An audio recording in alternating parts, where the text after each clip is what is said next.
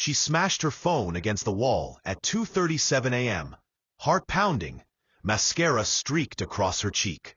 255 missed calls, all from him. But the last one wasn't a plea. It was a voicemail. And it ended everything. The table was set for perfection. Deep burgundy linens, soft candlelight flickering in crystal holders, and a private dining room bathed in the gentle sound of a live string quartet. It was their 5th wedding anniversary. He'd reserved this room 3 months in advance. Every detail was meticulous. The same wine they toasted with on their honeymoon. The same slow jazz she once said reminded her of their first kiss. The slideshow on the wall played memories from the past 5 years. Vacations, birthdays, quiet Sunday mornings with coffee mugs in hand. And yet, none of it could prepare him for what she'd say next. She wore a red silk dress that drew every eye in the room. Her smile was dazzling. But behind it was something sharper, something colder. He stood first, holding up his glass. 5 years, he said, voice even, eyes on her. I've learned that love isn't always loud. Sometimes it's in the quiet things, like coming home to the same face and still wanting to kiss it. Thank you for still being my favorite hello. A light round of clapping followed. Some eyes. She leaned in, kissed his cheek, and then stood. Her eyes darted to the crowd. Friends, co-workers, a few of his family members, all waiting for her reply. Her voice rang clear, edged with humor. Well, I guess we all know who the romantic is, she laughed, nodding toward him.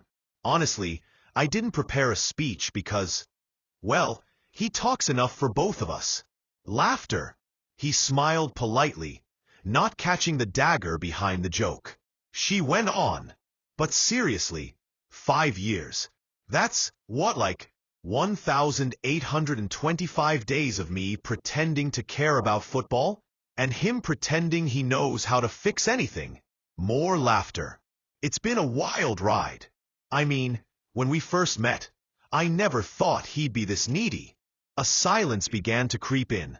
A subtle shift, like cold air sneaking through a cracked window. He texts me if I don't respond in 20 minutes.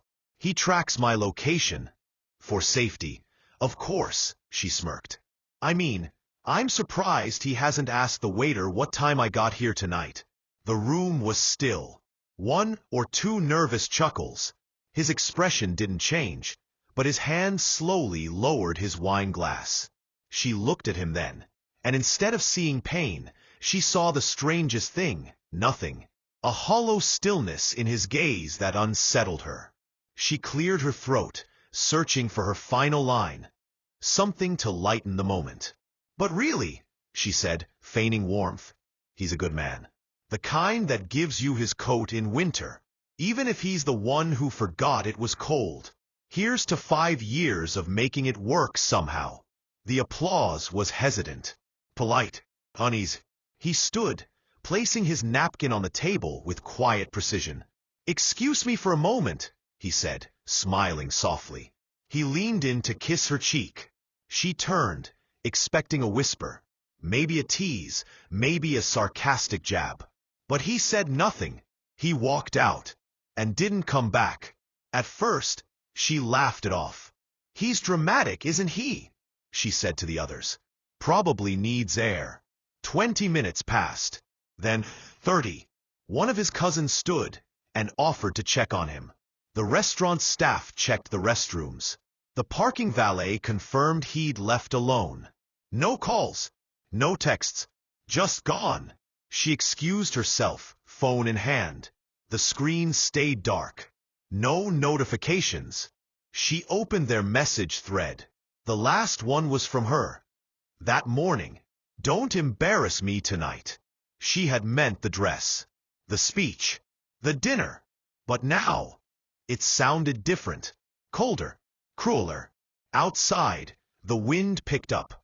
She paced in heels that suddenly felt too high, too loud on the pavement. She redialed. Voicemail. Again. Voicemail. Again. Inside the dining room, the slideshow still played. looping over a picture of them laughing in the rain on their second anniversary. She was soaked, makeup ruined. He held an umbrella that did little to help. But the look on his face, pure joy, as if standing in the storm with her, was exactly where he wanted to be. Now, the storm had shifted, and she was alone in it. She re-entered the restaurant with a tight smile, apologizing for the disruption. He probably went home. He's like that, overthinks things. I'll catch up with him later. But inside, the unease bloomed. He had always been quiet when hurt, always walked away rather than fight in front of others. But this? Walking out without a word, no return, no confrontation? Something was different, and she'd feel it soon, because the dinner wasn't just the beginning of a fight. It was the beginning of the end, and he had already started his exit. The night after the dinner was silent. No angry texts, no slammed doors, no long-winded arguments or drunken calls. She waited, at first on the couch, then in bed, eyes locked on the screen of her phone, expecting the usual late-night storm from him. But there was nothing, not even a shadow of emotion. By morning, the sheets beside her were still untouched. She wandered into the kitchen expecting to find his keys, his wallet, maybe his jacket hung by the door, signs that he had come home at some point. But the key hook was empty. So was the closet. 2 of his suit jackets were gone. A drawer left half open revealed missing shirts. His side of the sink, clean, wiped, like no one had ever lived there. Still, she told herself it was temporary. He was dramatic, always had been. He probably just needed to cool off. Maybe he was with his brother, or at work, burying himself in spreadsheets and silence. But then she checked his office. His nameplate had been removed from the desk. The receptionist gave her a strange look when she asked if he was in. "Didn't he resign last week?" she said casually. "He cleared out his office Friday. Said he was moving." Her mouth went dry. That was 2 days before the anniversary dinner. She left without another word. Back at home, she opened their shared calendar. Nothing. No flights, no appointments. She logged into the travel app they used together. Blocked. She tried his gym membership. Cancelled. Even the streaming accounts. All passwords changed. The silence was no longer frustrating. It was terrifying. Methodical. Intentional. He hadn't left in a rage. He'd vanished like a ghost. Like a man who had been planning this for months. And somehow, she never saw it coming. By the end of the week, the whispers began. His mother called, concerned. "He hasn't answered me since Sunday," she said. "Did something happen?" She lied. Said he was away on business. Said they were taking time apart. The mother hesitated, then asked, "Why did he take the photos from my house?" "What?" "Last week. He said you asked him to gather old albums for your anniversary. But now he's not responding, and they're gone. All of them." She hung up without answering. Old photos. The past. It wasn't just about leaving. He was erasing. The next day, she tried their bank. At first, she thought the website was glitching. The shared account was there, but with a balance of $0. The savings account? Closed. Her name removed from 2 others. She stormed into the branch, demanding an explanation. "I'm sorry," the teller said, her tone professional. "Those accounts were consolidated last week and closed under mutual authorization. But I never signed anything." The manager checked the system, then handed her a scanned form. His signature was there, and so was hers. Forged. Perfectly. She searched his contacts, called every mutual friend they had. Most were polite but distant. A few didn't pick up. Others gave the same reply. "We haven't seen him. Haven't heard anything." The pity in their voices stung more than their avoidance. One message from his best friend arrived in the early hours of Sunday morning. "He told me not to tell you anything. Said if you ever called, I was to stay silent. I'm sorry. She stared at that message for an hour. That night, she ripped through every cabinet in the house. Files, IDs, passports, even a locked box in the attic. Everything was gone. Every document that tied him to her. Shredded, missing, or encrypted behind digital walls she could no longer access. He hadn't just left. He had disappeared. The next morning, she stood at the bathroom mirror and stared at her own reflection. Smudged eyeliner, cracked lips, a woman who once controlled every room now struggling to control her breath. What kind of man smiles at you at dinner while already gone in his mind? What kind of man plots a full escape in silence? Not to hurt you, but to free himself. She reached for her phone. Called again. Voicemail. She left a message this time. Short. Her voice was trembling, not with sadness, but confusion, anger, desperation. I don't know what game you're playing, but this isn't funny anymore. Just call me. Click. No response. That night, she stayed up, watching the door, watching the phone. She opened old messages between them, scrolling through years of digital affection that now read like a stranger's story. Her voice cracked as she whispered into the silence. Where are you? But the silence held steady. The city was big. He could be anywhere. Or nowhere. By the second week, her search expanded.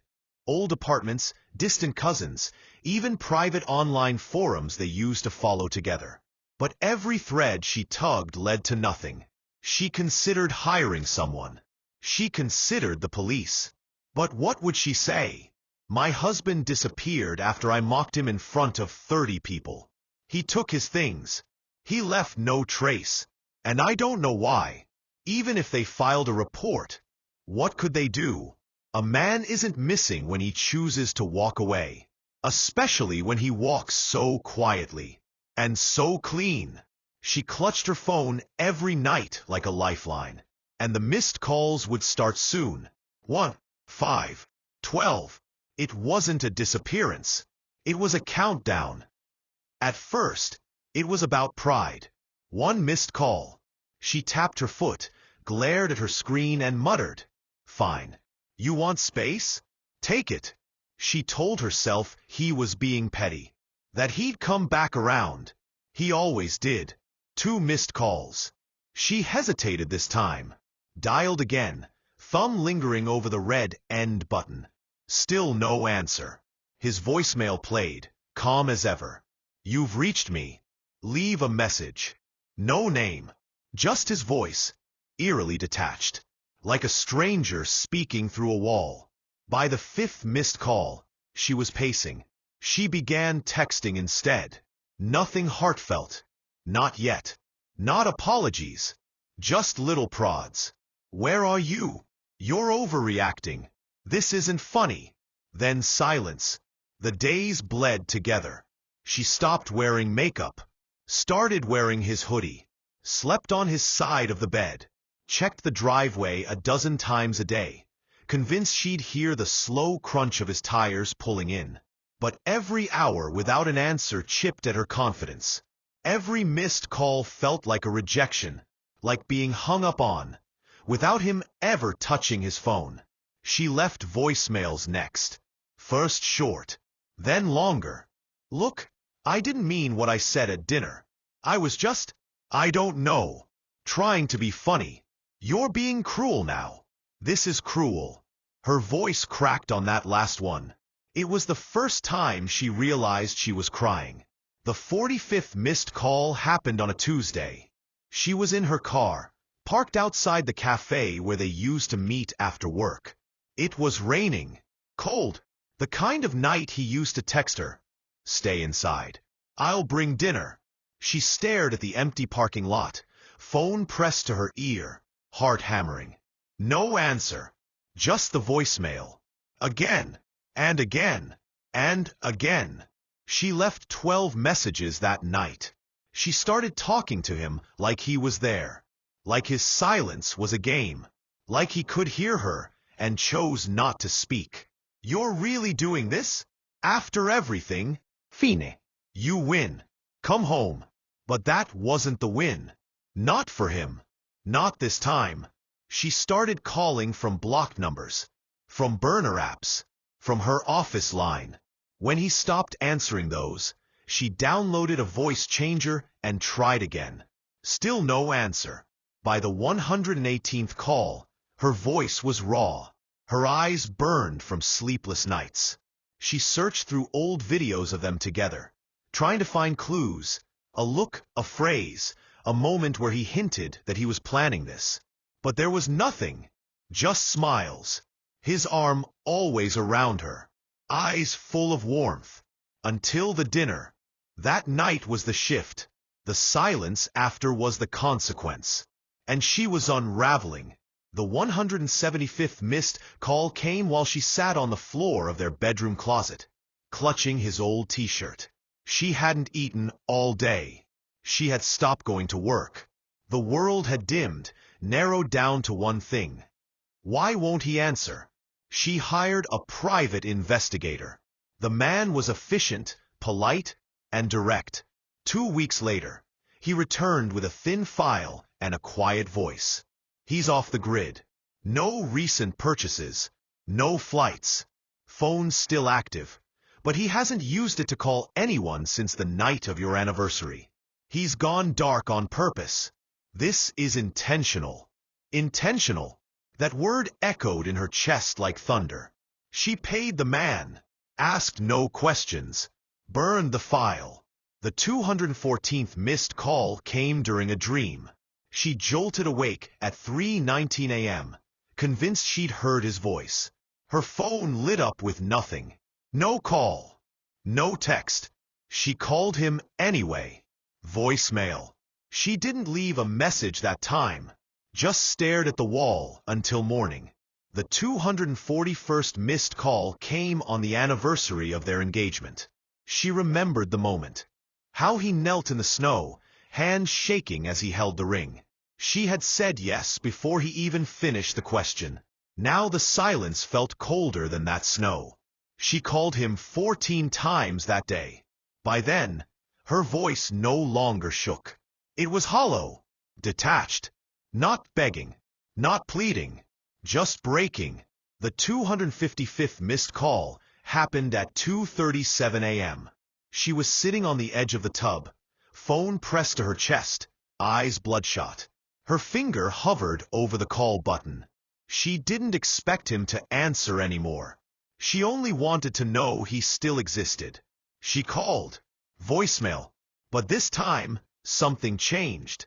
Her phone buzzed immediately after. One new voicemail. Her hands trembled as she played it. And then she heard it. His voice. Steady. Calm. Measured. Check the mirror. Click. She dropped the phone. For the first time in weeks, her heart stopped. Not from anxiety, but something colder. He had spoken. Not to reconnect. Not to forgive. But to end it. A single message after 255 missed calls. Not to return, but to show her he was always one step ahead. She would go to the mirror now. And what she'd find there would make her wish he'd stayed silent. Her fingers hovered above the play button again. Check the mirror. That was all he said. No hello. No anger. No goodbye. Just 4 words. Delivered in a voice too calm to belong to the man she once knew. She had played the message 15 times, trying to find something between the words, a hidden tone, a clue, a sign of weakness. But there was none. She stood now in their old bedroom barefoot, wrapped in one of his flannel shirts, heart pounding in her ears. The mirror stood across from her, tall, wide, mounted above the vanity he installed himself years ago. Check the mirror. She stared at her reflection first. Hollow eyes, gaunt cheeks, a woman hollowed out by silence and obsession. Then she looked behind the mirror. Nothing. Stillness. Until she noticed the faintest edge of torn tape, peeking out from behind the wooden frame. Her pulse spiked. She reached behind the mirror and pulled. A thick envelope came loose with a gentle snap. No name on it. No label. Just weight. The kind of weight that tells you, this is not just paper. She opened it, and what spilled out didn't shatter her. It stripped her, layer by layer. First came the photos, not of her, not of them, but of him, alone, over the years, sitting on park benches, working late, sleeping on the couch after arguments. His face always the same, tired, quiet, distant, but something else lived in his eyes, a slow growing decision. Behind every photo was a date, each neatly scribbled in the corner, some circled, some underlined, all matching events she had forgotten. The night she left him waiting for hours after promising dinner. The trip to her friend's birthday, where she called him a boring anchor, in front of strangers. The morning she joked about not being able to remember why she married him. She read each one like they were court exhibits, pieces of evidence, of a case she never knew she was being tried for. Then came the receipts, not financial ones, receipts of him leaving, rental applications, all denied, until 3 months ago. A security deposit, a short lease, a new name, a variation of his middle name flipped as first, a carefully constructed identity that wouldn't raise flags. She had mocked him for being too soft, too passive, too loyal. But this was precision. This was warfare. Then the journal entries, each page a quiet scream. Today she laughed when I said I missed her. I don't think she realized I wasn't joking. I told her I had a rough week. She said, "You should be grateful I still come home. If I disappear one day, I wonder how long it would take her to notice, or care." And the last entry, she will look for a fight. She'll want a reason, but I won't give her that gift. I won't let her rewrite the story. I'll leave quietly, because my silence is the loudest truth. Her knees buckled. She fell to the floor, journal pages slipping from her trembling hands. He hadn't left in a rage. He hadn't stormed out. He had planned this, down to the message, down to her unraveling.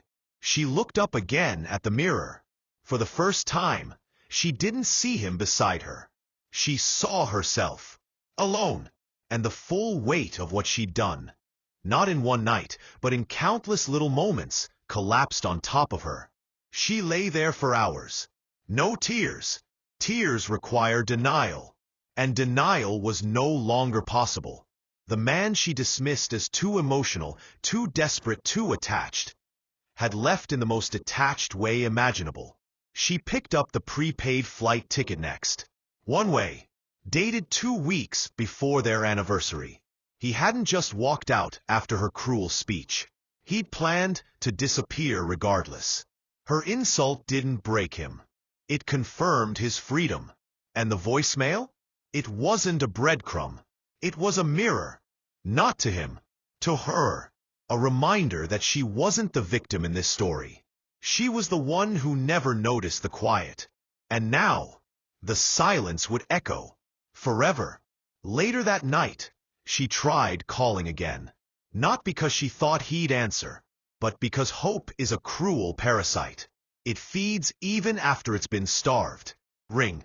Voicemail. You've reached me. Leave a message. She didn't speak. She couldn't. She just listened. To the hum. To the void. To the voice that no longer belonged to her. She ended the call and whispered to no one, "I see it now." And somewhere, far from that house, far from the pain, a man stood in peace. Not because he escaped, but because he was never caught. He had given her exactly what she gave him for years. Silence. The house was silent now, but not with waiting, with resignation. She no longer sat by the door or stared at her phone. The missed calls had stopped, not because she had found peace, but because she finally understood what haunted her. He wasn't coming back. And worse, he never intended to. The mirror had been the last message. His voicemail, the last voice. Now, all that remained were the echoes of everything she hadn't heard when he was still around. His laugh in the kitchen, his sighs when she cut him off mid-sentence, the way his fingers fidgeted during conversations she ignored, the look he gave her after her jokes in public. She thought he was being too sensitive. Now she realized he had been withdrawing. Quietly, systematically. She was just too proud to notice. She started packing his things, not to preserve them, but to remove them. For weeks, she had lived in a mausoleum of his absence, clinging to shirts, books, coffee mugs with his initials. Now, she placed each one in a box, labeled them, stacked them, not to send them to him. She didn't know where he was, but because even the ghost of him was too loud. As she folded the last of his sweatshirts, a small envelope fell from the inner pocket. She stared at it for a long time before picking it up. It wasn't sealed. Inside was a single folded note, handwritten. Brief. You'll want to rewrite this.